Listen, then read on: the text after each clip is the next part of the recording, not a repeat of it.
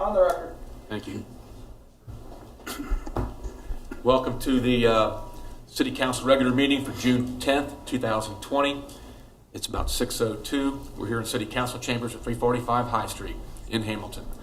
We have one public hearing later on this evening, and it involves the expansion of the Dora District. That'll be later on in the agenda. Roll call, please. Pullman. Present. Fear. Present. Vaughn. Present. Ryan. Nab. Present. Brown. Yes. Moeller. Present.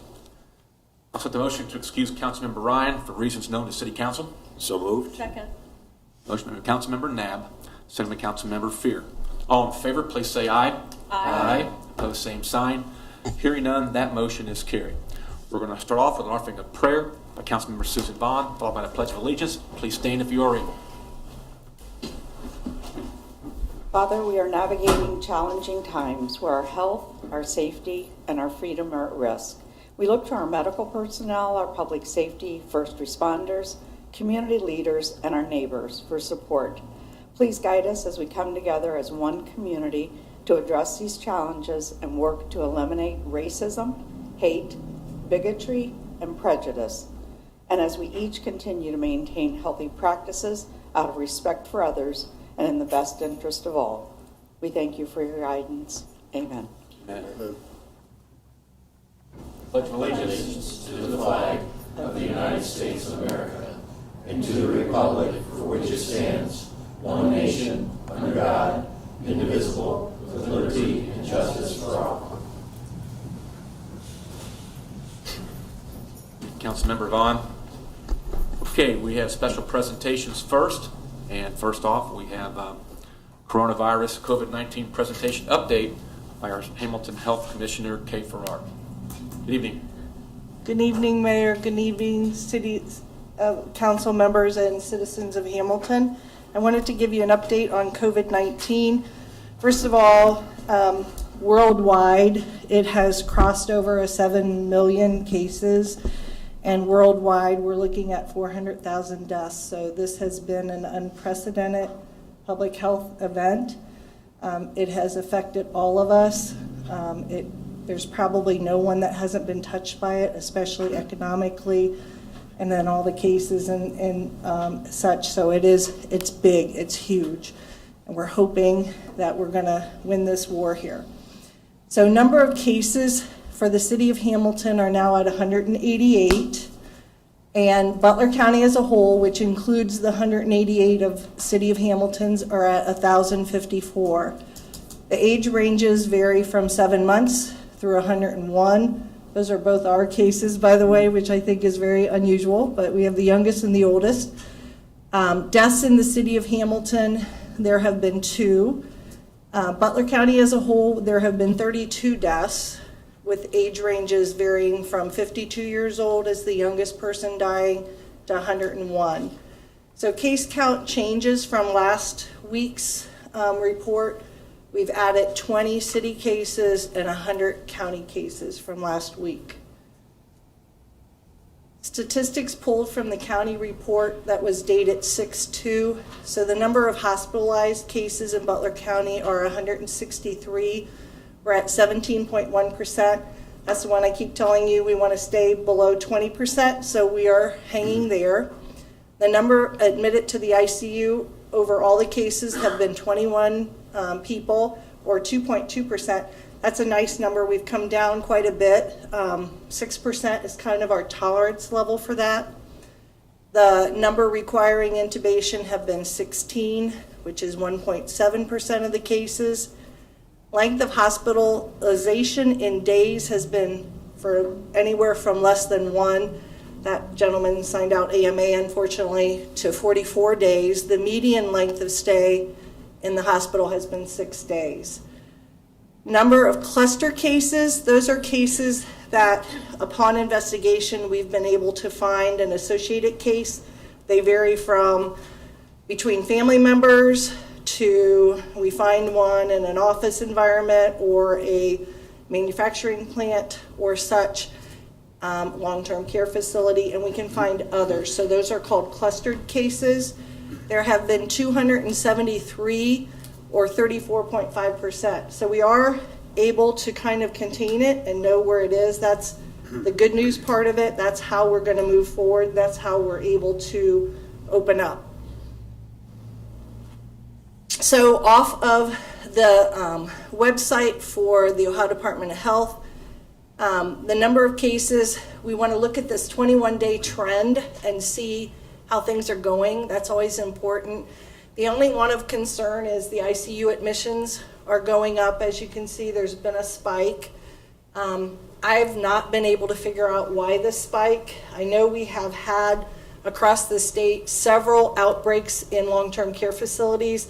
My guess is, and those are the older people that tend to have more trouble dealing with COVID, so I'm guessing that's why we're seeing that spike, but that we're keeping an eye on.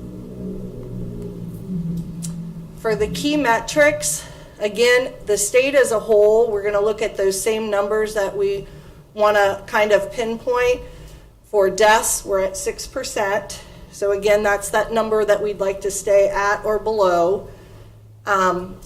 For the number of hospitalizations, 18%, so we want to stay below 20%. And number of ICU admissions are at 5%.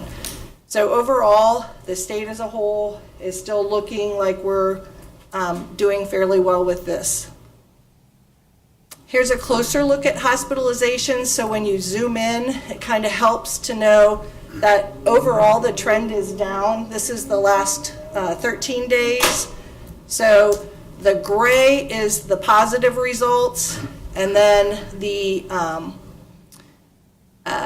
bluer ones are the ICU requirements, and then the red ones are the ones that need a ventilator. So those are the ones we keep track of, again, because the hospitals report in each day to us. They tell us a couple of things. Their burn rate is one of them, how fast they're going through their PPE, and then how many ventilators they have, how many ICU beds they have. So as we open up, contact tracing becomes ever more important. So the city has received a grant from the Ohio Department of Health to help us with contact tracing. So far, we've hired 2 individuals to do part-time contact tracing for us.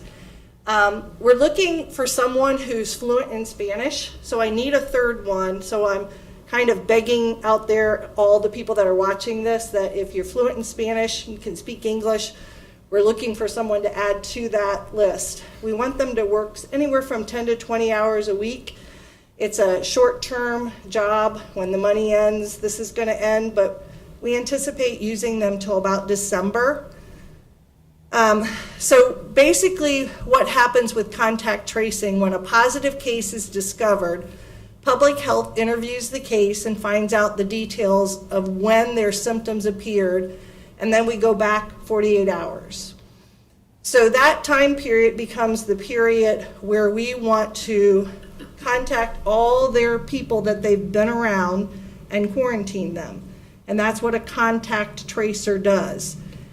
So for instance, if we have an individual case that worked in a manufacturing plant, a lot of them are now videotaping. So we literally did this in Hamilton. We watched the video and went through all the cases that were around this individual, not with the mask on, because those people were considered protected. If both entities had a mask on, we crossed over them. But where they ate in their little lunchroom, masks are off. They were still socially distant, but maybe only just 6 feet, but no mask, and they're eating. So we, out of the abundance of caution, put those people off work. We worked with the owner of the company. So we had for the one case, we had about 45 people off for 14 days in quarantine. So that's how contact tracing works, but it is rather effective. It's what we have going forward. It's the way we can open up and let people out. And then as a result of that, then at that manufacturing plant, we made some suggestions for some changes. That individual, the cases were often pulling their masks down because it was too hot in there. So we turned down the AC. He agreed to do that. We put some tables outside so that rather than the people eating in the lunchroom, that they were eating at little bistro tables outside, which is always the preference. So we just made some adjustments for his comfort level so he doesn't lose employees, and also for public health so we can feel confident that if another case shows up, we've got it covered. By the way, all those individuals are back to work. We didn't have a secondary case out of it. We were lucky, but that's basically what we do. The isolation person is off for 10 days. During that time, the contact tracer interviews them regularly. We're looking for cessation of their symptoms because, as you can see, sometimes the symptoms last 44 days. Sometimes they last for 6. So we're looking for the end of the symptoms, and then the last 3 have to be without medications, and then they're released to go back to work because they're considered to be not able to shed the virus anymore. The quarantined people are off for 14 days from the date of last contact with the positive case. And that's to cover the incubation period for COVID because it's such a slow mover. It takes 2 to 14 days to make you sick after you've been exposed. So this is what enables us to open up. It's very time, constraints with public health. It takes a lot of work, but it is the answer to this right now because we don't have vaccine yet. They're working on it diligently. I can't wait till we have a vaccine. So I talked to you the last time about the reproductive number. So that's kind of the R0 number. And we're considered to be in zone 3 because we belong to that hospital system. That's how Amy Acton divided us up. So the R0 for us is 0.67. 0 on here, that was on 526. That's a good R0 value. We want to stay below 1. And all of us, all regions, are below 1. So we're all doing, like I said, very well. This is a much more sensitive thing that will tell us quicker when things are kind of starting to go south and we need to do some other work. And that's all I have for you, unless you have any questions for me. Any questions for Kay? Thank you, Kay, for leading us and educating us.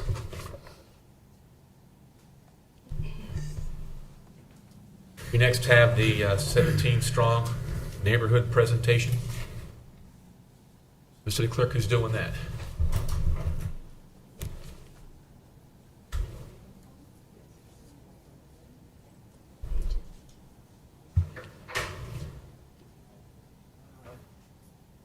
Here, 1 second.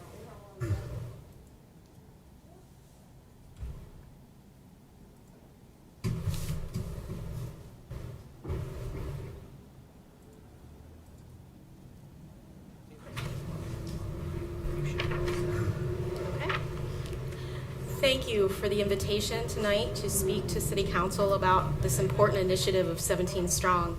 A special thank you to Susan for extending that invitation to us personally, and also thank you for the work that you do in these roles. We certainly appreciate it and are glad to partner with you. So 17 Strong is a name, but thank you. But it is also a board.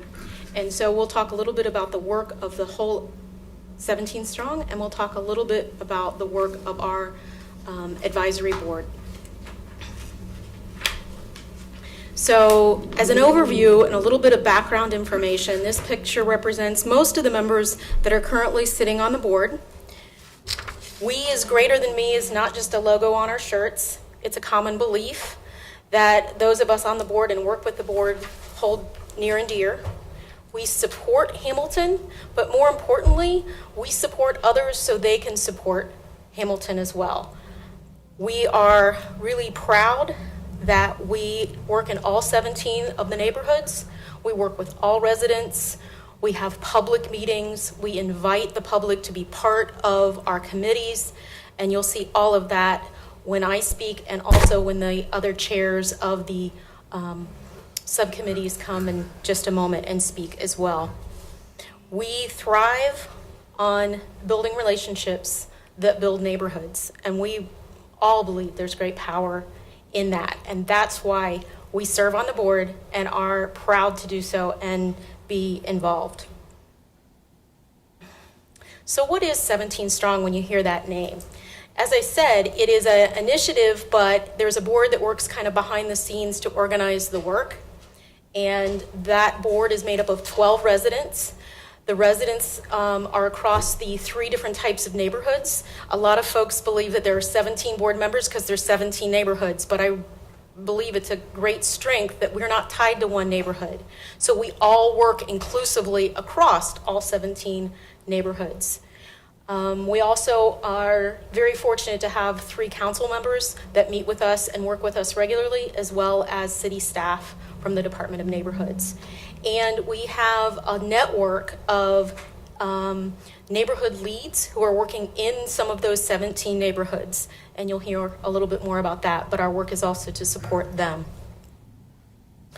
So the 3 types of neighborhoods are urban, traditional, and suburban. And when this all began, that was very carefully determined and very carefully defined. And so the 5 urban neighborhoods are the ones that I represent because I live downtown. And so we have 4 members that live in urban areas, 4 for traditional, and 4 in suburban. If you want a quick snapshot of what those 17 look like, I like this diagram. We, of course, have very detailed maps with lines and which side of the street and where it stops and starts. But this gives a very nice visual to see the 17 organized across both sides of the river. And there was a lot of work done previous to me by a lot of board members and organizers in sense of place and into the beginnings of 17 Strong that worked to define these 17 neighborhoods. When you talk to any of us, you will probably hear the words safe, clean, and engaged. That's kind of our motto. But the reason that's so important is that next line is engaged means that you're more likely to keep your neighborhood safer and cleaner. So we work hard on all of those areas, and we do that by increasing engagement within the neighborhoods, but we also are working about engagement across neighborhoods. For example, last night, we had a Zoom meeting with the 3 historic districts. They have a lot in common, and they can learn from each other, and they can share resources. And so we're trying to do more of that as well. And then increase pride, ownership, and a sense of place. Those are how we get engaged, safer, cleaner spaces. So the way we've chosen to kind of organize ourselves through the bylaws is through this subcommittee structure. So I wanted the opportunity to share across the 4 subcommittees. So you'll hear from each one of our chairs just a little bit more in depth about communications, microgrants, outreach, and events, although many of us serve on more than one, and we are lucky enough to have folks that aren't on the official 17 Strong Advisory Board serve on these subcommittees as well, and we're always looking for more input. If you would like more information, the best way to learn about 17 Strong is to go to our website, which is 17stronghamilton.org. If you're looking to contact us, we have a common email address, and that's 17strong@hamilton-oh.gov, and that goes to all the board members, city staff, and council. And if you just are curious about what's going on and what's happening, we're on Facebook and Twitter as well. So I'm going to turn this over to Peter Engelhardt, who is our subcommittee chair for communications, and he's going to pass it to the other chairs as we go through. Thank you. Thank you.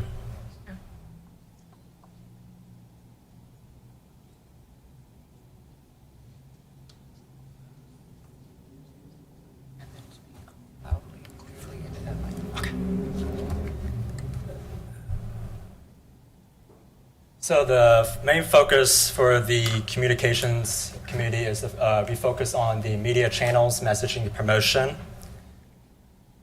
So we recently, with the Department of Neighborhoods, have a redesigning of the 17 Strong website. So it's 17stronghamilton.org. It has all of the information in terms of what 17 Strong is, what the 17 neighborhoods are, and it goes in a little more detail on what each of the neighborhoods are.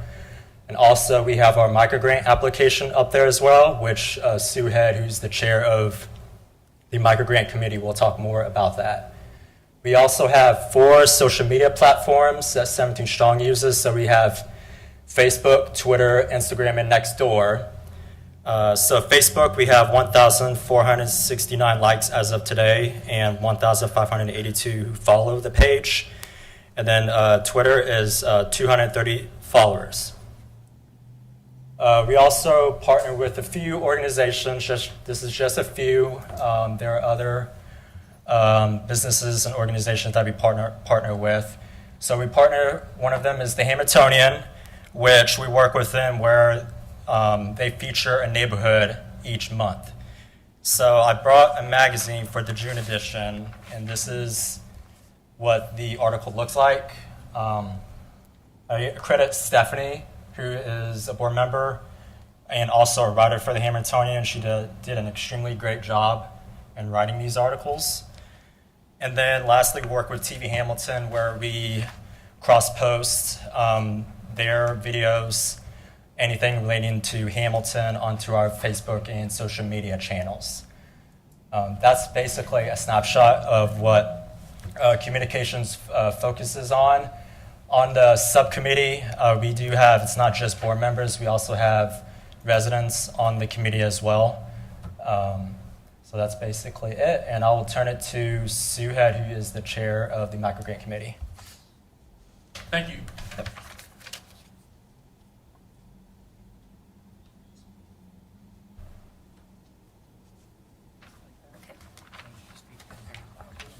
Okay. Thank you for the opportunity to speak with you tonight. To me, opportunity is what the 17 Strong Microgrant program is all about.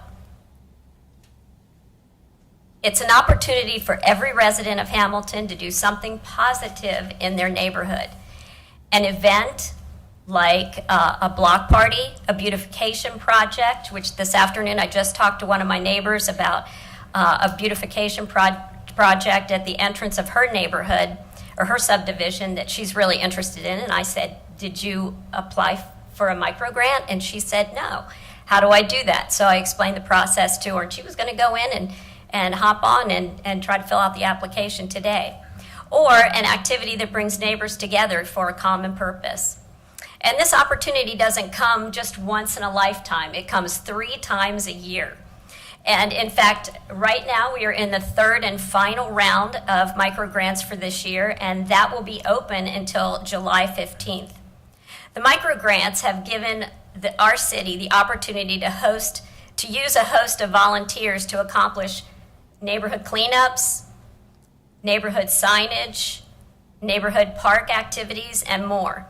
And because of this opportunity, the vast majority of funding to 17 Strong goes directly into these programs and events. What we do with the grant money benefits you and the public at large.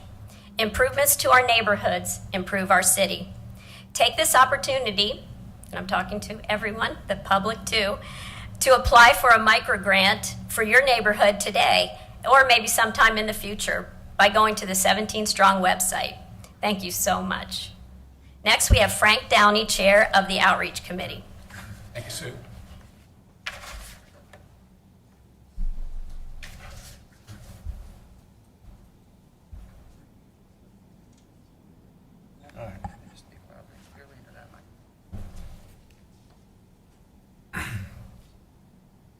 Thank you again for the opportunity to speak to you all tonight. The Outreach Subcommittee basically focuses on relationship and capacity building with the residents. We will take any opportunity to meet with any resident that wants to begin a community council in their neighborhood. 2 things that we need to keep in mind when we do that. Every neighborhood is different. We have not come up with any ballpark plan that you go into and they instantly take off, become a successful community council. Each neighborhood is very, even within traditional neighborhoods, they're all very different.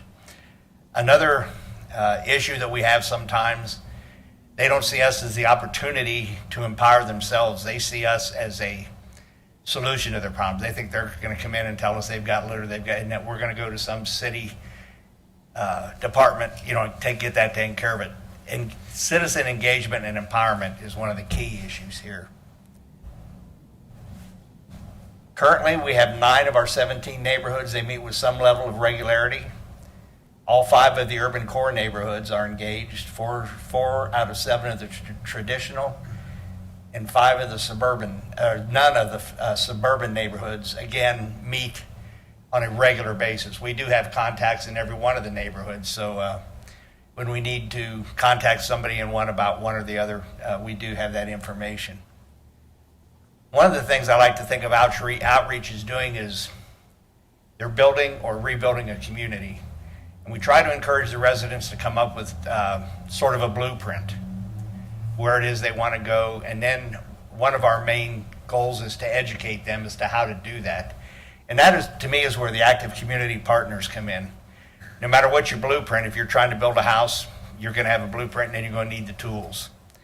And the active community partners have been very successful in helping us educate and bring those tools to the neighborhood residents.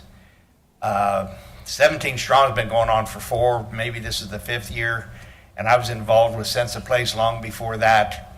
And we have had such success with all of you. I think cannot recall a city council person over the last 11 years that did not or would not come to a meeting if we asked them. I think it's a boost to any neighborhood when they can put a face with a name. I think a lot of them look at these city departments as unapproachable. How do we talk to these kind of people? What do we do? But when they come and see that, I'll just use Liz Hayden as an example. The last meetings most of us had were back in January and February. She came to meetings, and when you put that face with that name, Larry Bagford came with her.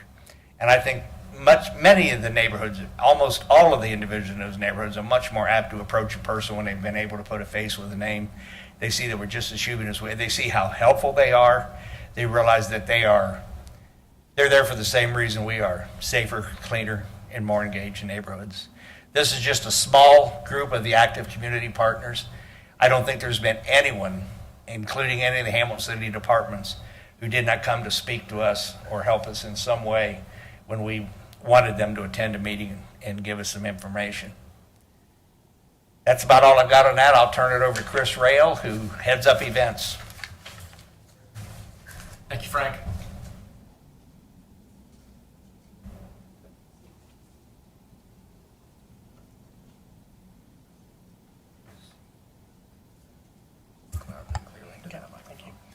Thank you for the time to talk to you about this. This is actually fairly new as far as an official kind of committee. The celebration breakfast was actually kind of a happy accident. The first year of 17 Strong was about 6 months into it. We started in July, and basically once we had gotten through what grants we were able to offer, we had some money left over, so we said, hey, why don't we invite back some of these grant recipients and just talk to them, see how things went. Well, it turned out to be probably the most heartwarming thing you'll ever see. There's so much just positive energy. And every year since we've had it, I've yet to leave there with a dry eye, and it's all happy tears. But it gives everyone a chance to share ideas. It gives everyone a chance to kind of talk about, here's what I might have done differently. But it's become our kickoff for the year. So we kind of bookend each year with these 2 events. The celebration breakfast has been ongoing now. This will be the 5th one. This will be coming up next year. And it keeps getting bigger and bigger. We've had actually go to a larger venue because of that. Bridging Neighborhoods now it's been 2 years. And that was an idea that came out of Joanne Wallish, who had just envisioned having just a set of tables that everyone could gather around across the bridge, symbolizing both kind of a bringing together of both sides of the river, but also just a way for everyone to kind of gather around and share ideas. And that's become an event that everyone's looking forward to as well. So not on that list, also, we do organize the 4th of July parade. We try to get a group from each neighborhood to march behind a banner. And that one, you do get some chatter, people talking, but it's so hectic that you really don't get a chance to do a whole lot beyond that other than gather some information, make some new friends, and hopefully reach out and talk later. But because of that, of these events, these are kind of what the board kind of looks at of how can we gather everyone together. The microgrants are great for the smaller groups to kind of deal with what they want to deal with. That's the great thing with the microgrants is all that power is given to the citizens to decide here's what we really need. Whereas with the larger events, we're just trying to, basically recharge some of that information and get some information out there. But since doing all of these events, the turnouts with microgrants have been fantastic. So this wraps it up for us here. We do have a list, basically. Here's a list of all of the current board members as well as city council liaisons and city staff, along with the AmeriCorps Vistas, who have been fantastic and generating new ideas. And it's been a challenge this year with COVID, trying to figure out how to gather when we can't get near each other. So thank you for your time tonight. We really appreciate that. Thank you, Chris. Thank you.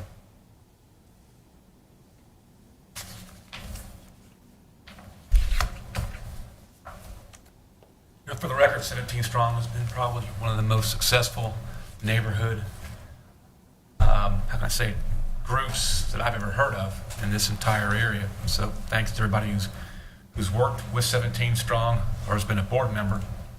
And a celebration breakfast is really something.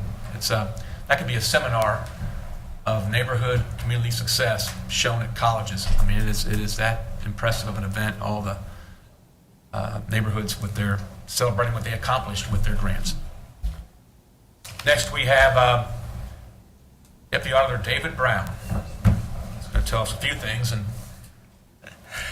premiere a slightly later on the agenda vote. Thank you very much. I appreciate the time, as always, to give an opportunity to just give a little bit of an update, primarily an update on House Bill 499, since that's on the agenda tonight, the resolution in support. We definitely believe in this legislation. We've been pushing for it. We pretty much wrote it. So we've got some sweat equity in this, and we think it's just common sense consumer protection. And so we continue to promote it in any fashion we can, encourage the legislators to continue to get behind it. We have, of course, it has been put in committee. It is in the House Transportation and Public Safety Committee. The chair of that is Doug Green, who's a former Brown County auditor. So we think there's some support there from the chair, which is always a good thing. He kind of understands some of the problems that we're dealing with. I believe he was an auditor the last time significant legislation got close and yet did not really make an impact. We kind of got sideswiped at the last moment, which is why we have what we currently have, which is the Department of Agriculture has the ability to test, but they've never implemented a statewide program because they've never gotten any funding. So we think it's common sense. Auditors can do it. Several have expressed an interest in doing so. And so we did hear from sponsored testimony on May the 19th in that committee. And so it was interesting to listen in on that and hear some of the questions that were asked of the sponsors, which, just a reminder, Representative George Lang from Westchester and Representative Bridget Kelly out of Cincinnati. So we have bipartisanship being shown there, which we also think is a good thing. All in all, we have, of course, a Republican and a Democrat as the sponsors. And then secondarily, we have 4 Democrats and 2 Republicans that have co-sponsored, one of those being right here in Hamilton with Sarah Carruthers. So we're very helpful or happy that we have the help locally as well as throughout the state. And so we're just continuing. It's been a difficult time, as we all know, with COVID-19 and all the legislation that's been implemented here lately and deadlines extended. And obviously there's been a lot of activity in that area that wasn't anticipated. And so some of the other issues have been kind of dropped off to the side just a little bit. So hopefully, maybe not before June when they go on recess, but we're hoping after that there'll still be an opportunity to have some more hearings, move it out. We would anticipate a positive vote out of committee, and then after that, it's hard to say. We do anticipate getting some opposition to the bill as well as several proponents, but the retailers and definitely the petroleum industry will still continue to be a little bit of an opposition. We're not sure just how adamant, but we do anticipate that they will offer up testimony as opponents to that. In addition to that, we just continue to try to do some things in regard to our reappraisal, which again, as we talk about COVID-19 and a reappraisal year, a lot of auditors that are up in the cycle right now are a little bit concerned with what we have to work with as far as kind of a 1/1/20 date of solidifying the values going forward, which we will then notify everyone later in the year for payable 2021, knowing that things have changed since 1/1/2020 with regard to especially commercial activity and how we may value those going forward. And so we have been working with the tax commissioner's office to try to get a little bit of leniency maybe shown in how we come in with our final values, especially on commercial real estate, and to maybe for them to understand there's definitely some hit that the commercial groups have faced. Obviously, if restaurants can't be open and they're renting an establishment, they may not be able to pay rent to the owner of that building. We have that building valued at a specific amount based on rent rates and those types of things. Obviously, there's going to be an impact not only on those doing the business, but those owning the commercial property. So definitely we see an impact there. And matter of fact, we just had a call today with the tax commissioner, and I do believe there's some movement there, and I think we're going to be happy with that. We're going to be able to come in with a little bit of a less of a factor on those values. And so as we continue to see residential real estate, while not as many transfers, they're still selling quite well. So that's a good thing, really, when you think about it. It hasn't had the impact that, say, the recession had in 2008 on housing values. But definitely we know our commercial property owners have been impacted most severely by the restrictions that have been placed on them. So we definitely want to be able to moderate what those new values will be when they hit later in this year, and what they'll be paying taxes on in 2021. So those, again, just some of the things that we are pressing forward on and seeing some progress with. You and Auditor Roger Reynolds have been working so hard on the motor vehicle gas quality legislation. The word essential comes up a lot these days. Of course, quality gas is essential. And you and I have talked about the fact that the counties can possibly even share testing equipment, share vehicles, so it wouldn't be a big burden on a smaller county with a smaller budget. Correct. So there's ways I think we can get this done. And how many states across the United States have motor vehicle gas quality standards? It's been our research that 47 states have implemented a fuel quality testing program. Now, you can lump Ohio that we have it on the books, but we don't have a program in place. There is no testing going on. Any questions or comments for David Brown? Thank you, sir. We're going to be moving that up in the agenda a little bit. Very good. If you wish to stay for the vote on the resolution. Appreciate it. Thank you again Thank for all you. your support. Thanks, David. And next we have the Black Street Bridge temporary closure discussion led by Director of Infrastructure, Jim Logan. Good evening, Mayor and members of council. So as we know, Spooky Nook is under redevelopment right now, and it's been moving relatively quickly. And for the last 3 weeks or so, you might have seen that we have breached the levee wall on the north side of the bridge, and all of that is to put improvements in for the new stormwater system that will serve the site. Now, on March 15th through the 28th, to take that sewer from where we breached the levee wall across the road, we'll need to shut down the Black Street Bridge for roughly 2 weeks. It's a major inconvenience, but absolutely necessary for us to complete the work. And so we are going to do both projects at the same time. We've looked at our schedules going forward. I don't anticipate closing this for another year or more, but it's absolutely necessary for us to get that storm sewer out of the way, and then also maintain our distance with the contractors that are doing other work on the site. We've contacted all of our major employers and key accounts and made them aware. We've also been doing a lot of social media to try to get this out. But again, if the weather cooperates, I think we can get it done faster, and we'll open up as soon as we possibly can. But we have structured this to make it as painless as possible. That's why it was done in the summer, not during the school season. A lot of forethought went into making these plans, but again, you can see it's a very large project. And if you love civil engineering, it's worth your time to stop by and take a look. It's really impressive. I would take any questions. That starts Monday then, is that correct? Yes, sir. Coming Monday. Any Jim, questions? Repeat the dates for us again, please. So June 15th, did I say March the first time? June 15th to June 28th. Any other questions? And I'm assuming there are signs there now. I don't go that way every day, but We did have one that got taken out this week, and so we're rebuilding it now, but they are out. okay. Thanks. Before you sit down or leave, I want to congratulate you, Jim, for winning the American Public Power Association Robert E. Roundtree Rising Star Award. We know you're already a star around here to begin with. This rising thing, you're already pretty daggone high right now. But congratulations, I know that was by nomination, competitive, nationwide, and that's impressive stuff. You work for the city of Hamilton, and we thank you very much. Well, I'm very honored and humbled by it. It starts with a good council. It starts with a great team.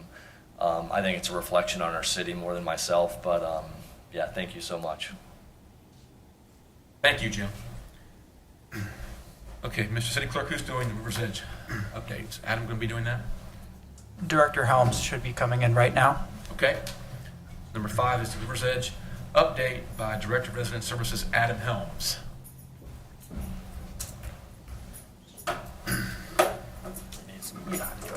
I do. Oh, nice. Good evening. Came here to give City Council and the general public an update on River's Edge. You may have seen this image scattered across social media the past couple weeks. June 5th, the state of Ohio put out orders that outdoor theaters can resume operations on June 19th. I called the state of Ohio to confirm that today. They did confirm it. So our plan is to begin operating River's Edge on July 4th. That'll be our first concert of the year. This is the tentative layout that we came up with. I went down last week, and each one of those red squares is an 8x8 square. They're spaced 12 feet apart.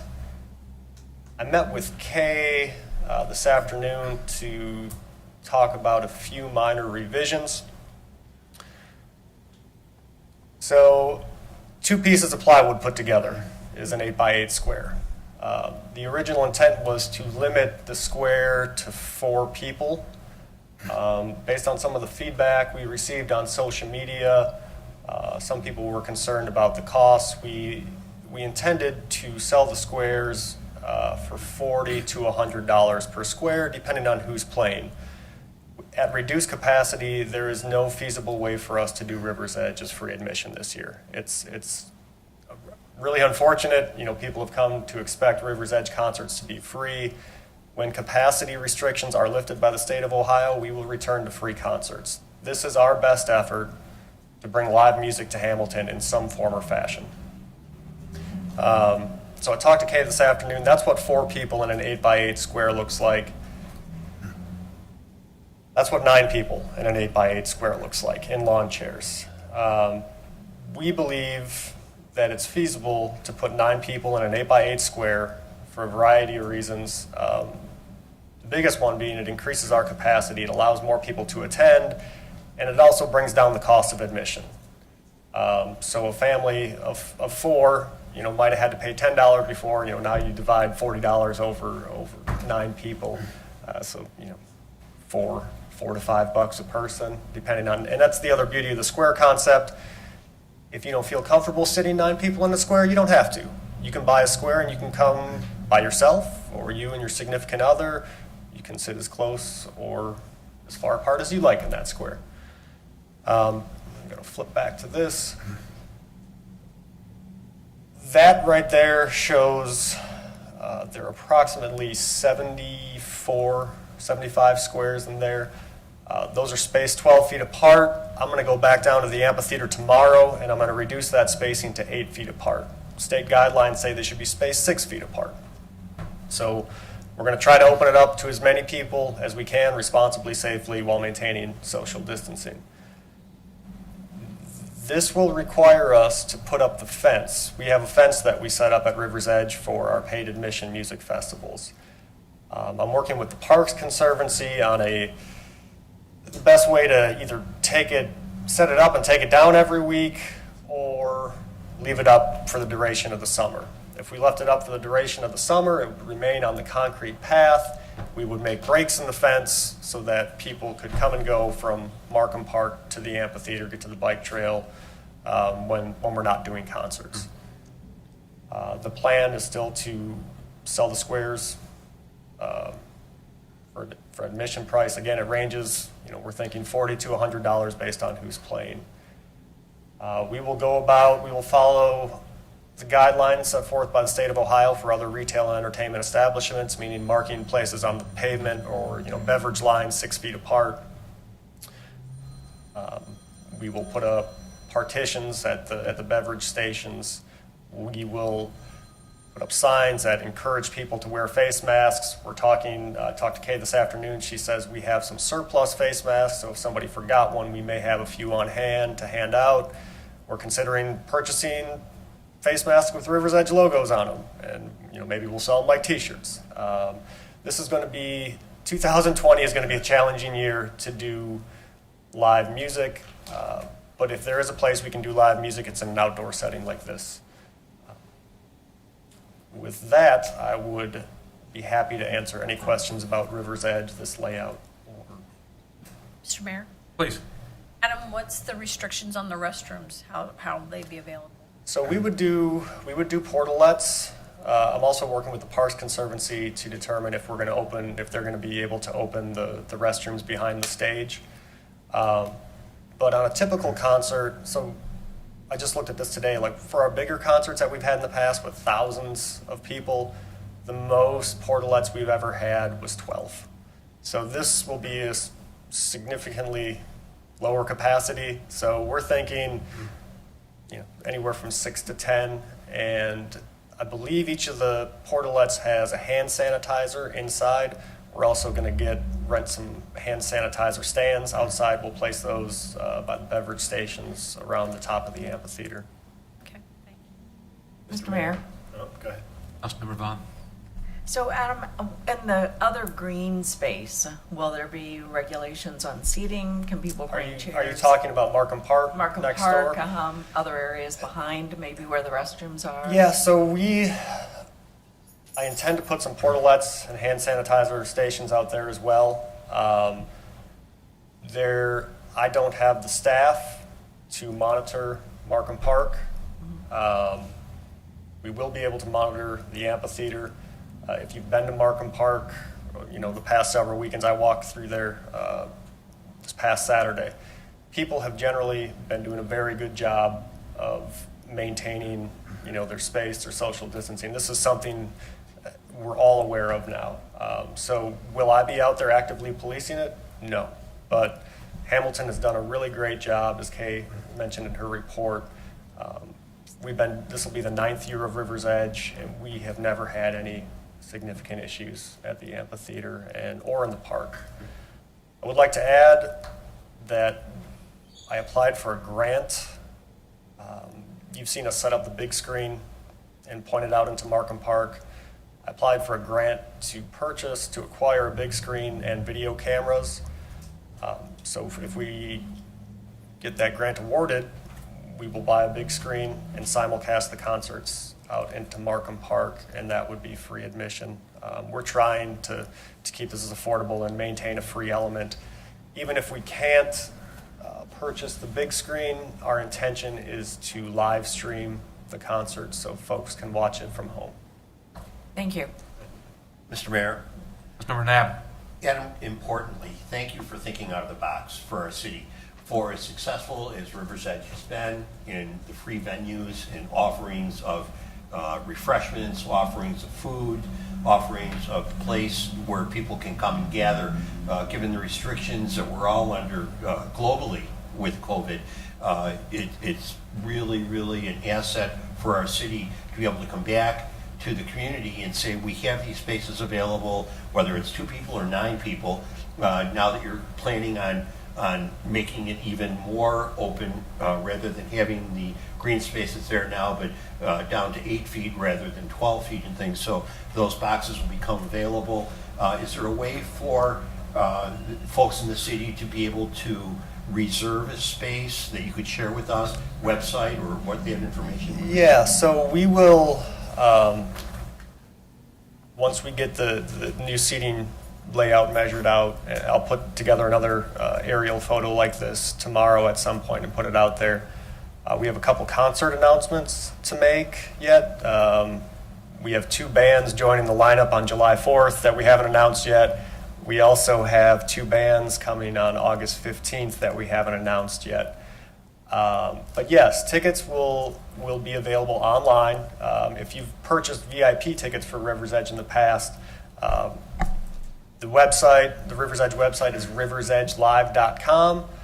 We will do our best to put the word out there when tickets are going on sale for certain shows. We feel that's the fairest way to do it. We'll get on Facebook or the day before and say, hey, tickets for this show are going on sale tomorrow at 10 a.m. Be on the lookout. Aside from that, we can't think of a fairer way to do it. The great thing about the seating layout, only one person purchases the ticket, or the square.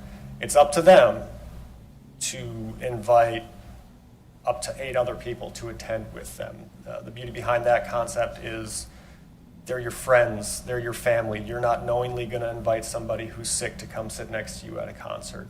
And again, I believe in Hamilton. We all believe in Hamilton. We've done a really good job with the virus, and we've done such a good job that we can hopefully have some fun this summer. Thank you. Yeah. Great question. Any other comments for Mr. Helms? Great plan. Thank you. Thank you. That takes care of the special presentations part of our agenda. We now go to the audience. Citizens, the city government building is slowly reopening. Public spaces, city council meetings are also slowly reopening. Just for the record, as we sit in this council chambers, we're all 6 feet apart. Probably have 15 or less people in here, and the room is probably 1.5 times the size of a normal room. So we are still being smart and being socially distant and following the rules.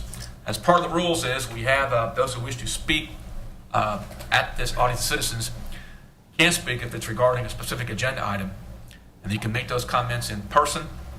We have published the fact that if you wish to make any kind of a comment about a non-agenda item, you can send an email to our city clerk, and if it's appropriate, he will read it in the meeting when that appropriate meeting occurs on the schedule. We'll evaluate this meeting by meeting.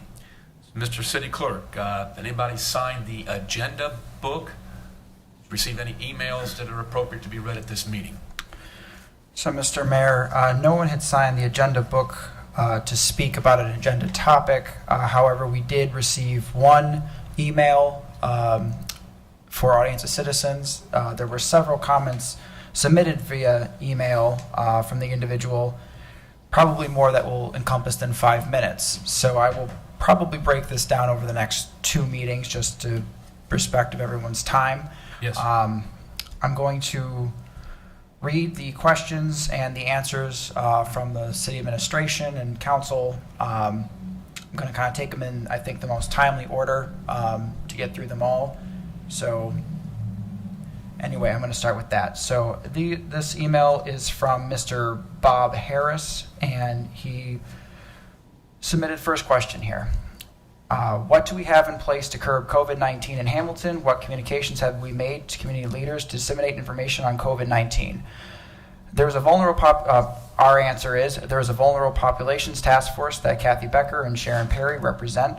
the cities of Hamilton and Middletown on, and they reach out to the homeless and elderly people who have identified as vulnerable. The health department has worked with each of our nursing homes, 6 of them, to distribute the latest recommendations, protective equipment, and testing.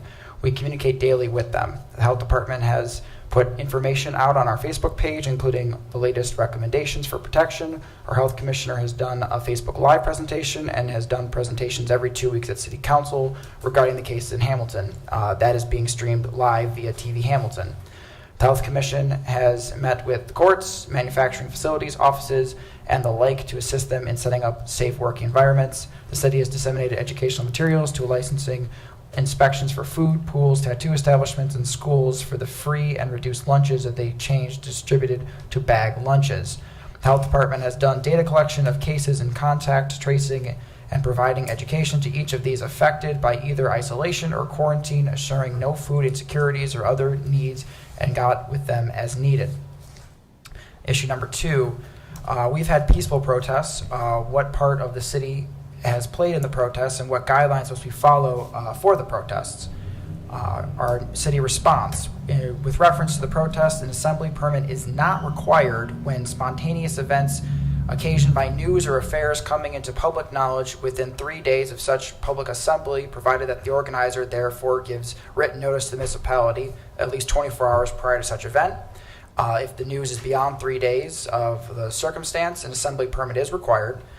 When 10 or more people are gathering in the streets, parks, or other public facility or place owned under the control of the city for the purpose of, to the present public display of group feelings toward a person or cause, or for the purpose of expressive activity,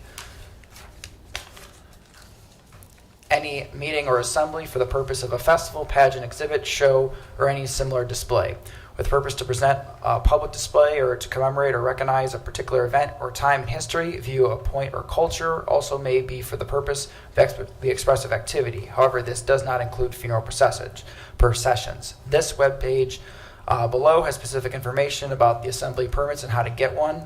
Again, this individual is being sent a variety of web pages and supplemental material per his request.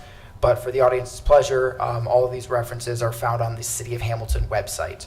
Additionally, Chapter 315 of the City Codified Ordinances, especially 315.11, conduct of public during an event, including signage permitted, has guidelines for such gatherings.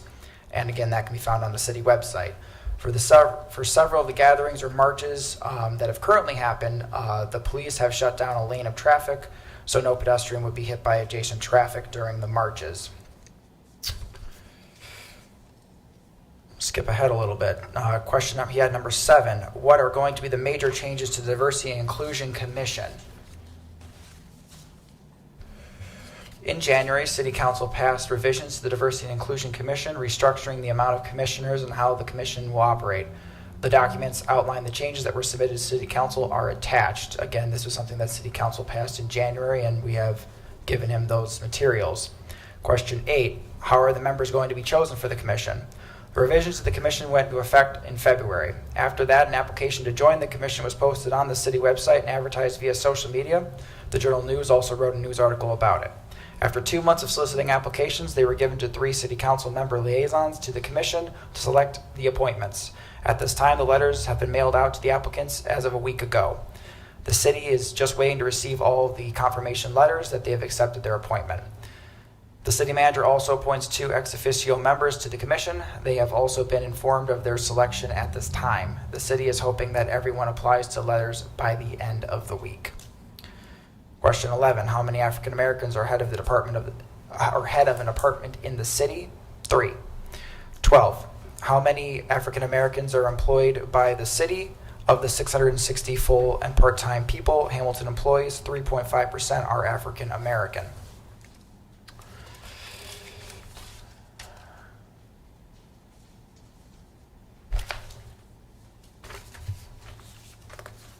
I think I've got time for one more here. Sure.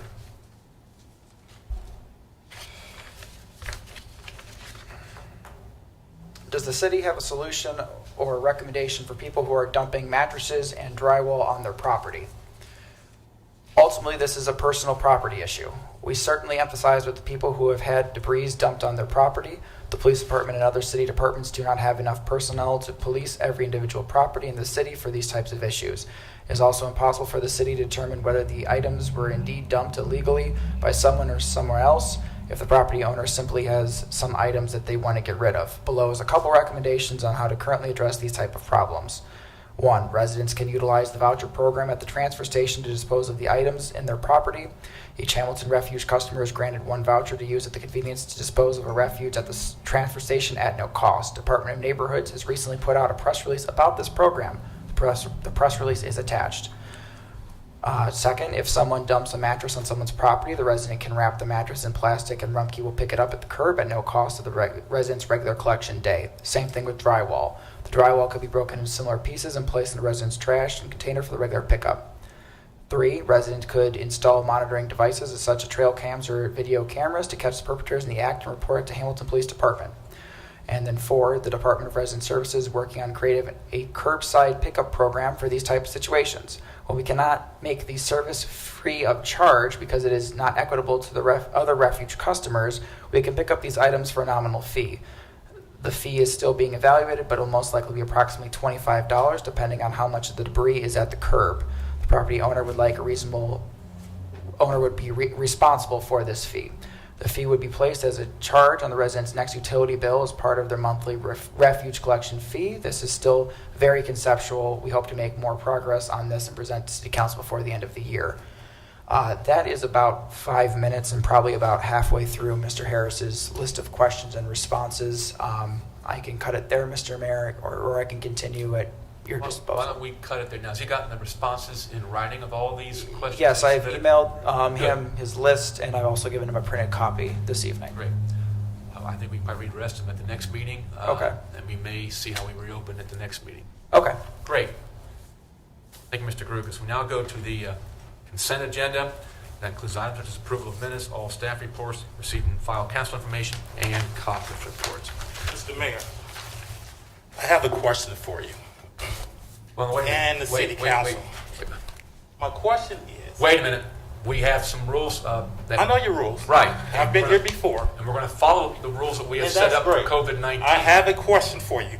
If I need to stand 6 feet back here, I will. My question is, I belong to this community. I have family. I went to school here. Mr. Kidd, I've been here. We're That's actually fine, going Mr. against Mayor. the rules that we followed throughout this Mr. Mayor, entire I would like to COVID-19. know, what are you doing about racism in the city council? I would like to know, what are you doing about teachers, that black teachers that not are in education? I will tell you what council is doing. There is none. Very few. There's very few. Well, you're talking to a city council which works with city administration on city government issues, not school-related issues. You see this right here? We thank you for coming. You see this right here? We you see see that. Black Lives Matter? Yes. They do. Yes, they I've do. seen city council people that don't even come down to the second ward. I saw you on Sunday. I seen you. I haven't seen Miss Fear in years. Mr. Kidd, I do believe this is a situation where we can talk about this. No, we don't have to talk. We can talk about it now. Why hide behind the mayor? I'm not hiding behind. Mayor, you've been mayor for how long? What has improved in the second ward? I've been mayor long enough to know that we follow certain rules. I know. Council meetings. I'm not talking about the rules, Mr. Mayor. I'm talking about equal rights. I'm talking about people. And I'm not just talking about black people. I'm talking about people. You have white people in the second ward. Look at the second ward, Mr. Manager. Look at the second ward. Mr. Kidd, I can guarantee you put your money over there. We're going to play the game of... No, we ain't playing no game. This ain't no game. We're going to respect each other and I have plenty of respect, but you know what, Mr. Mayor? Yes, sir. Look, I have watched from afar. I've been away for 13, 18 months, and I have read, I have listened, I have seen Miss Fear's Facebook. Really? Is this what we want? Is this what we came for? Is this what you like for your citizens? Your citizens. I sent letters to Butler County asking about grants. Why aren't grants being used down in The second ward, they went to public. What? The fire station needed a new fire engine. The police needed new cars. Come on. Put your money where your mouth. Remember, we had all these meetings down there. You and I met. And we Do you remember we had all the meetings down there? What happened to them? You remember they talked about? Do you remember when they talked about putting a Shell station down there and putting businesses? And we had Miami University do all this. Miami University. They went down to Lindenwald. Did Lindenwald improve? No, it did not. Did the second ward improve? No, it did not. Me and Mr. Manager, me and you sat up in your office and we had many meetings. I talked to you many a times about what we was going to do. Okay. Many. Mr. Kidd, you've probably talked about 5 minutes, and now we're going to. I'm not even done. I think we are. No, done I'm not even done. Tell me. Okay, this is 5 minutes. And 5 minutes. And you give your citizens 5 minutes. What has 5 minutes got the second ward? Mr. Kidd, do they have any restaurants down there, Mr. Mayor? You're not giving me a chance to respond, Mr. Kidd. Do they have any restaurants? We would love to have Do restaurants. they have any gas stations down there, Mr. Mayor? Have you seen the Riverside public housing? I think. Would you let your kids live in them right now? No, you shouldn't. Well, you should sit back and just listen. Because what I'm saying is the truth. I came from Carver's Place. I went to Harrison Elementary. I went to Roosevelt. I went to Garfield. I've been here. My daddy bought cars from the fair every freaking year. My family supported just like all the other ones supported. The only one that hasn't been fair to me since I've been here is Mr. Nab. He spoke with respect. But you know why? He has a business and he has ethics. Ethics. Some of you all have went to school with black people. I played basketball with black people. I played against the Greavies for years. Mr. Kidd, you and I have talked about we have talked, and you know I have wasted my time. But I'm not going to waste my time anymore. We need to change this, Mr. Mayor. And everybody here should have a conscience of what we're doing. Spooky Nooks ain't going. You know what Spooky Nooks could be? Let me tell you what Spooky Nooks could be. It could be a Cincinnati Mills Mall. You remember how great they did? And they put all that money in there? And did you see what happened to it after 4 years? So it better work. It better work. Mr. Kidd, Mr. Manager, Mr. Kidd, no, Mr. Kidd, no, I'm speaking.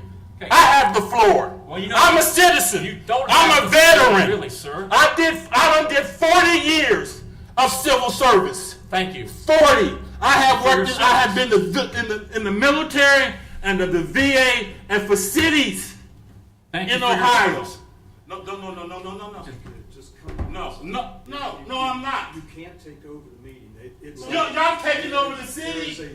You taking over. I'm not breaking. You said I'm a citizen. No citizens are allowed to speak. Only thing I'm saying, y'all need to fix the racism in here. Can we meet tomorrow? Look who's here. Look who's here. Mr. Bob asked you how many people over departments? 3. Mr. Kidd. 3% of work enforcement. Mr. Kidd, can we meet tomorrow? Yes, we can meet tomorrow. What's your schedule? My schedule, I'm free all day. Lucky it's a day off. But you know what? I want some answers. I want some answers. I want things to change. These people, you know what? You've seen TV. Don't leave them alone. It's enough. Let's go back over there. No, you're not in charge here. Are you in charge? I am right now. Okay. I It's tell you what. not enough. No. What we're going to do, it's time to have a real conversation. Not those conversations that you've been having down at the center. You play a game, you shuffle. You put something here and you shuffle it over there. Let's be for real. Mr. Kidd, I will expect you to maybe text me tonight if you could, or call me tonight, and also have a meeting tomorrow morning. Actually, tomorrow midday or an afternoon, because I got to be in court tomorrow. I got to put that first. This is important. Yes, it is. To our children. Not only black children, but if you see those children over on the east side, those white children and those black children, and how they're suffering because of fucking spooky nooks, and excuse my French. Okay. I care about people. Mr. Kidd, we can talk tomorrow, okay? People! We got to get back to business, Mr. Kidd. Thank you.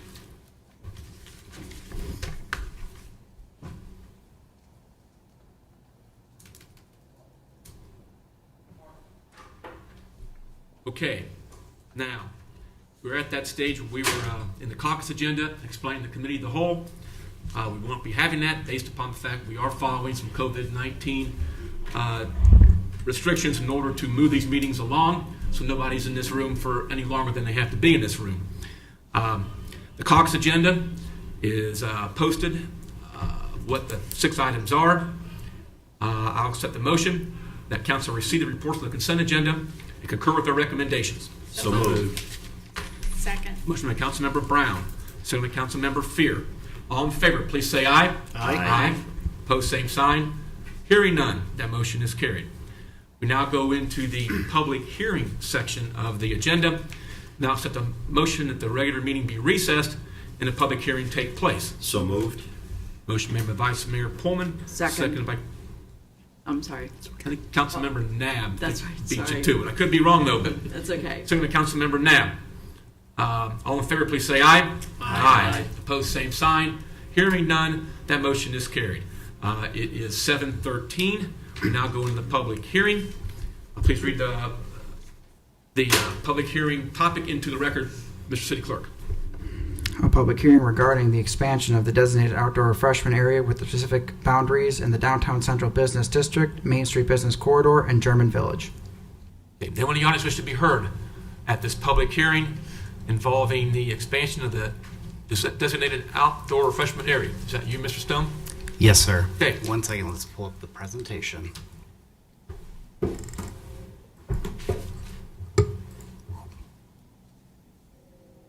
Thanks, Nick.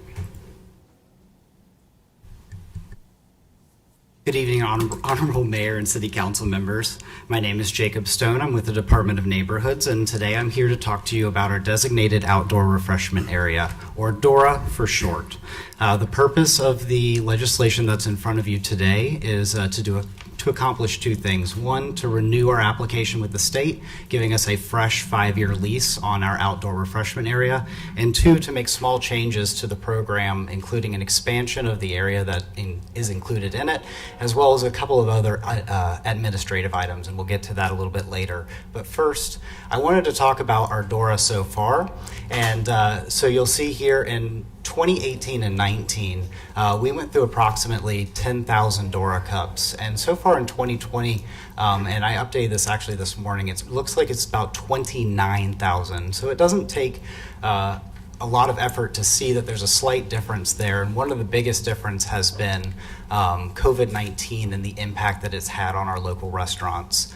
Because the DORA exists in an outdoor space and our parks and outdoor areas are still open, it has become very valuable for our businesses that are a part of that program to be able to continue to serve to-go beverages out into the open air. And as you can see, it's been used quite thoroughly. So I wanted, before I transition over to the small things we want to change, I wanted to bring up a quote from Jim Goodman. This is something that he actually shared with us about a month ago. But he said, maybe not the original intent for DORA, but it's been a job saver. We've been able to save our taproom manager's full-time position due to revenues brought in through the DORA. So Jim is with Municipal Brew Works, and they're probably among one of the most frequent users of the program. So to talk about a couple of the small changes, first is the container. Staff is proposing that we first, from an administrative standpoint, change the language from cup to container. That gives us a little bit more flexibility in what we can use as a DORA container. Case in point, you might have seen that there's now alcoholic ice cream available in our community. Having a container instead of a cup allows us to get a little bit more creative and be able to maybe make DORA bowls at a later date. The other part is previously we were producing individual cups for every single business that were customized, so they'd have the name of the business on them. We are proposing that we move to a standardized cup that just says Hamilton Dora, like shown on the screen, and that helps us in two different ways. First, that helps us with the overall timing and production of the cups. It takes anywhere between 2 and 6 weeks to get a shipment of cups in. Whenever we're ordering specific cups, if we don't have that specific cup and the business is out, they could be out of the program until we get a new shipment of cups in. The other is that with the number of new businesses being added to our downtown within the district, it's really becoming a little bit of a logistics issue for us to maintain inventory of separate cups for all of the different businesses. So this will allow us to solve local storage issues, streamline the cups coming into the system, and make it overall easier for staff to manage the program. We make this recommendation with the understanding that we have not had any major issue with the program so far, and we feel comfortable at this time making that recommendation to you. Lastly is the change in the boundaries. We have 3 main changes. The first is the extension of the Dora South on Main Street to South B Street. This extension immediately includes Town Pub and Arches Saloon, and also opens up a fresh stretch of property that would be inside of the incentive district. The next one I want to talk about is East High Street. That expansion follows High Street pretty close to the street itself and spans all the way down to Route 4.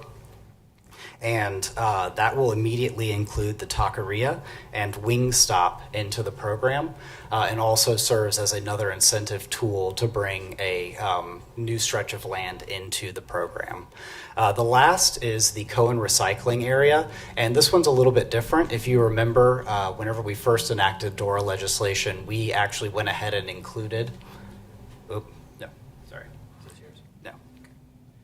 we actually went ahead and included the future site of Spooky Nook Sports in the program so that we could do the paperwork ahead of time and that it would be easy to include it at a future date. We're proposing doing the same with the Cohen recycling site, and as we see that as a area that is prime for opportunity in the future. By adding it now, we go ahead and reserve the acreage for that site, as well as simplify bringing it into the DORA at a later date because the paperwork's already been done ahead of time. Before I conclude, I wanted to make sure and give a shout out to some of our other city staff that have been critical to making this program possible. The first is Mallory Greenham, who is my day-to-day support in the program. She has helped immensely with everything going on. Liz Hayden as well. And finally, our fearless paperwork ninja, none other than our city clerk, Nick Garugas, who helps us navigate all of the state's paperwork hurdles. So at this time, I would be happy to accept any questions. Any question for Jacob? Just keep doing it. Just thank you for everything that you guys are doing, making progress on it, seeing how you need to pivot a little bit to make it better. So thank you. It's a great program. Jacob, if you will, just if you know, how many of our establishments are participating in the DORA opportunity right now? I would say that almost all of them are. If I had to give you a number off the top of my head, I would say it's around 11, and with the expansion of the footprint, that would add 4 additional businesses. And I know a lot of them are really trying to get creative with it right now, seeing as it's a really great tool to work in the times that are current. It really is. Congratulations, too, because as other municipalities invest in DORA, and embrace it. And the businesses that have been affected, we talked about COVID and its impact on the food industry and on the entertainment industry. So as the opportunities arise for businesses, and that's why I asked. I knew it was around a dozen.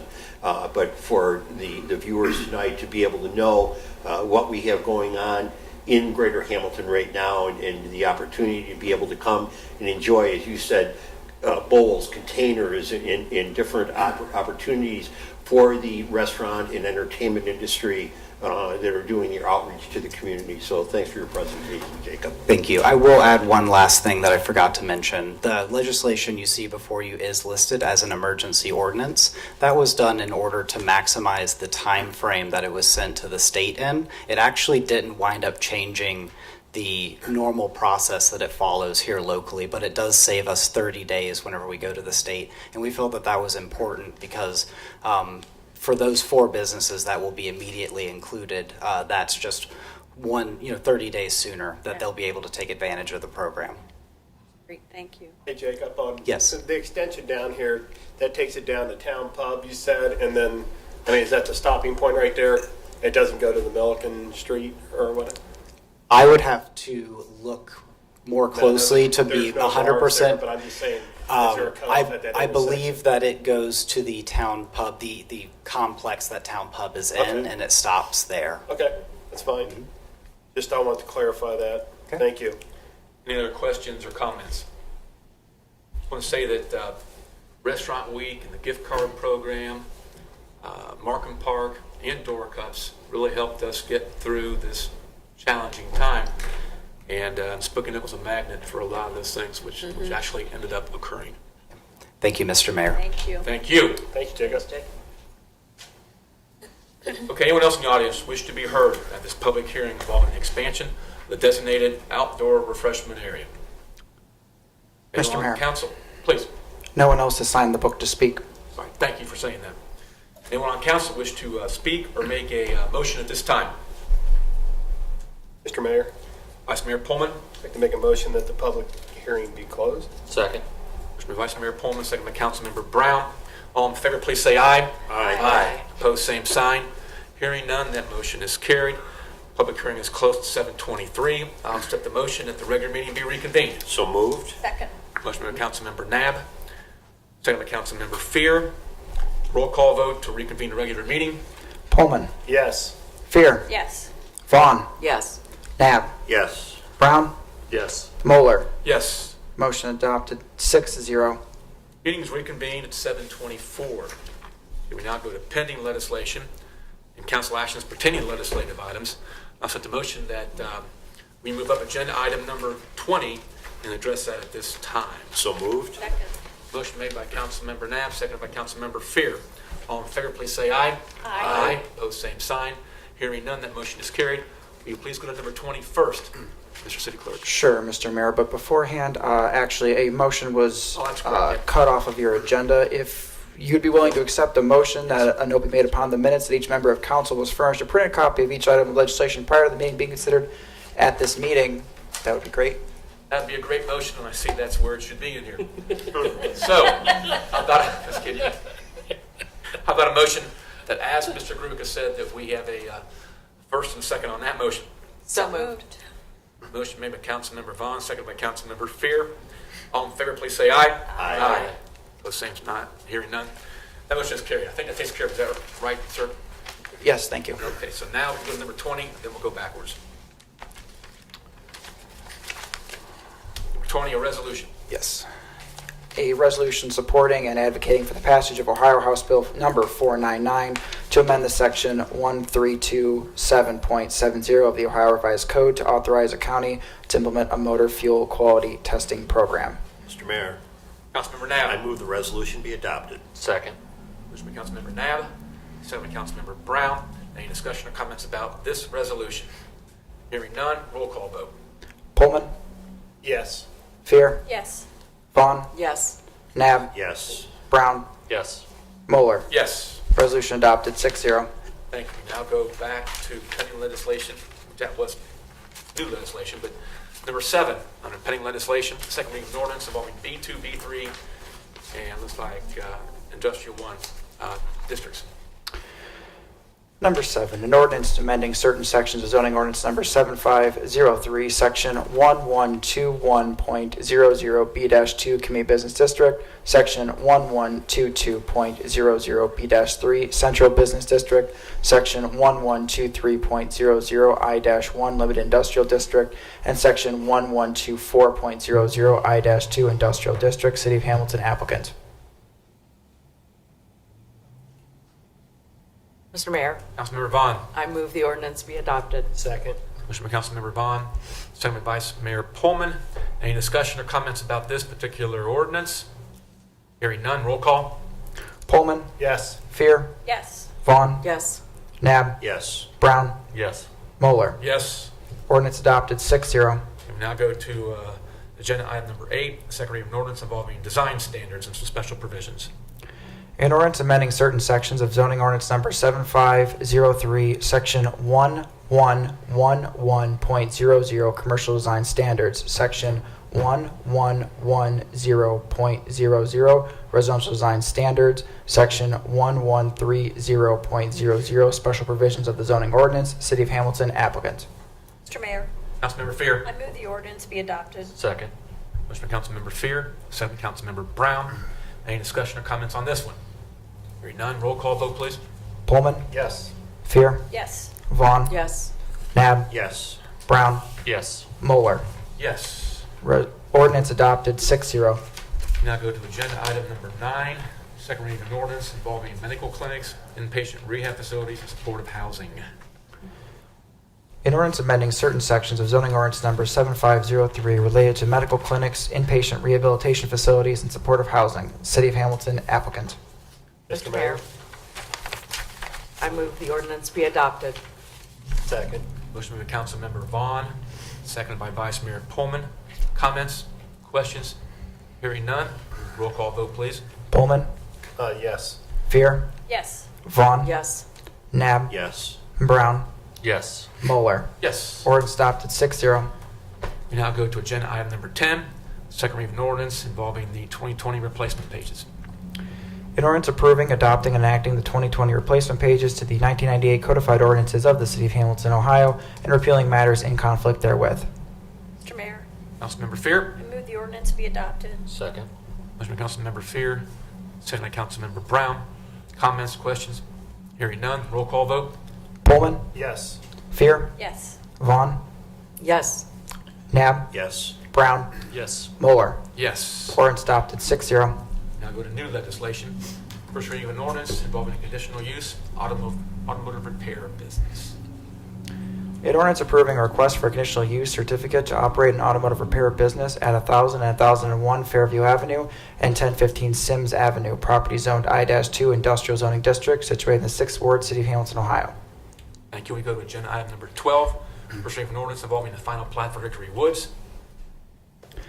An ordinance approving the final plat for Hickory Woods, Block D subdivision located at 1 East Persimmon Drive, situated in the 1st Ward, south side of the City of Hamilton, Butler County, Ohio. David P. Long of Alum Cliff Industries, LLC, property owner. Thank you. We go to agenda item number 13. First reading of an ordinance involving the conveyance of a side lot. An ordinance approving the conveyance of a certain real property acquired through the land bank to an adjoining property owner as a side lot, 123 and 127 Pershing Avenue. Go to agenda item number 14. First reading of an ordinance involving the conveyance of property. An ordinance approving the conveyance of certain real property acquired through the land bank to an adjoining property owner as a side lot, 412 Hudson Avenue. Thank you. We go to agenda item number 15. First reading of an ordinance involving the conveyance of real property. An ordinance approving the conveyance of certain real property acquired through the land bank to an adjoining property owner as a side lot, 610 South Front Street, 4th Street. Thank you. We go to agenda item number 16. First reading of an ordinance involving the conveyance of real property. An ordinance approving the conveyance of certain real property acquired through the land bank to an adjoining property owner as a side lot, 904 Northeast Street. Okay, thank you. We go to agenda item 17. First reading of an ordinance involving the conveyance of real property. An ordinance approving the conveyance of certain real property acquired through the land bank to an adjoining property owner as a side lot, 1241 Bennyhoffen Avenue. Thank you. We go to agenda item 18. First reading of an ordinance involving the classification of assistant manager of transmission and distribution operations. An ordinance amending and supplementing Schedule A of the city's classification and compensation plan as set forth, emergency ordinance number EOR 2020-1-6, adopted January 15, 2020, to establish the new classification of system engineer and to delete the classification of assistant manager of transmission and distribution operations. Thank you. We go to number 19 on the agenda. First reading of an emergency ordinance involving expanding the DORA boundary.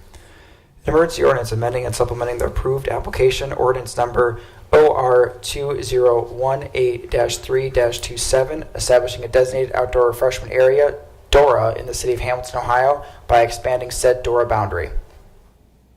Okay, that takes care of the legislation. We now go to audience of city manager. Anything we should say, Mr. City Manager? I would like Director Tweedy to give a brief report on July 4th fireworks. Okay, great.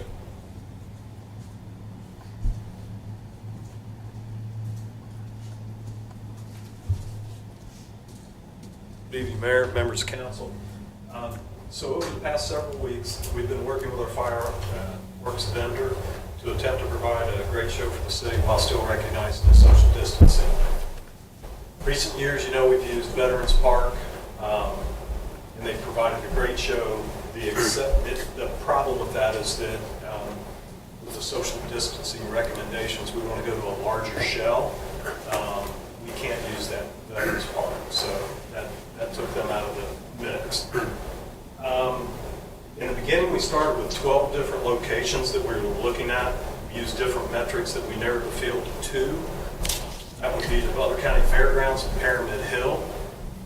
This past Friday night, we test fired 5 shells from each of those locations. And thanks to Brandon Sarver, 17 strong group, we had 24 locations throughout the city that we had volunteers letting us know. And we were looking at large parking areas, places that can accommodate a large group of people. So that we'd be able to try to narrow the 2 to 1. We were able to do that. The fairgrounds we thought would be a little bit better than it turned out being. I was actually, for those, I sat right here at MLK and Butler, and the 4 and the 5-inch show I couldn't even see from downtown. So it turned out being less than ideal. So with that, we settled on Pyramid Hill. From this location, we can utilize the parking lots at Miami University, Hamilton. Joyce Park soccer fields, they said it was outstanding from down there. Officer Bob Gentry Park, Booker T. Washington Community Center, Riverview Elementary, all of the Great Miami Bike Trail, Loaders Plaza, Loaders Park, a good portion of Southern Hills and some of Lindenwall. Folks, I think, could stay at their house and watch, but we didn't really narrow it down to a specific area. The current model that the vendor is using looks like the show will be about 18 minutes long. He has assured me of a booming finale. If we also, he said that if we would gain any late sponsors for this, that he'll be able to add some additional shells still to the show. Really want to thank Brandon and the spotters. That was it. Really, I mean, to have that many locations and people back reporting, and he had a good idea by probably 11 o'clock what was going to work. So people had sent him video. He did a great job with that, and I'd really like to thank him. So, if you have any questions, I'll try to answer them. Any questions for council members? Thanks for doing this. This is great. I think it'll be really good. Scott, if you will, can you share that we're being videoed and streamed? Can you share when we expect the presentation of the fireworks to take place on the 4th of July? Is it usually 10 o'clock, Mayor? I believe it's 9:30 and 10 o'clock. And we can make that so that's your call. But I think in the past it's always been right at 10. July 4th, what day this year? What day is July 4th this year? Saturday, isn't it? Saturday. I'm going to do it at 10 o'clock, make sure it's good and dark. Yeah. Yeah, because I think when they did the practice, like the 9:30, it was still light So out. he called me, and it was like 9:15, and he said, hey, we might have misjudged this by about 10 minutes. Yeah. I called Brandon because he had put all those emails out and talked to all the spotters, and we decided to go. We told everybody that 9:30 would be Pyramid Hill, 9:45 would be the fairgrounds, so we wanted to kind of stick with that schedule. And they even called that they had to push it back like 30, they were about a minute off from the fairgrounds because there was a plane overhead. So they called me and said, hey, we're about a minute later. They'd have been right on time. Want me to say 10 o'clock if that works for everybody? Yeah. Easy to remember. Like 10 is easy. Great, thank you. Okay, thanks. Thank you. Anything else for City Manager? No, sir. Okay. Audience and City Council, Mr. Mayor, please. in concert with Councilman Vaughn, Councilman Ryan, and myself, we work with 17 Strong. We've worked with Sense of Place in the past, and tonight's presentation was just the tip of the iceberg as to what 17 Strong accomplishes 12 months a year in their meetings and in their gatherings. Now that we've gone to Zoom and Skype meetings because of the necessity of COVID virus and things, but to have the presentation tonight to our community, to have them understand that this is an open opportunity for everybody in Hamilton to be able to join with 17 Strong in each one of the 17 communities and have that sense of place for each different neighborhood. It's so important. You met some of the people here online tonight. There were about another dozen members of the board and of the advisory team that work with 17 Strong out in the lobby. Everybody tries their best to be able to be accountable for their different areas of responsibility and also accessible via the website, via their Facebook page, Twitter, and to be able to get back with responses when someone has a question. They try to do it the same day and get back to the people in the community that are saying, how can I do this? Why do you do that? When can we do this? And how can we achieve these outcomes together? So it's very, very powerful, and I really appreciate everyone coming to visit tonight and be part of our meeting. 17 Strong is a very multifaceted resource for City of Hamilton. You said very many of them right there. Anyone else on Council of Anthony you wish to say at this time? I'd like to add one thing, too, that Please. I really liked what I think Joan said, is that don't get confused with their 17 neighborhoods and that so each one represents it, that they cross the city.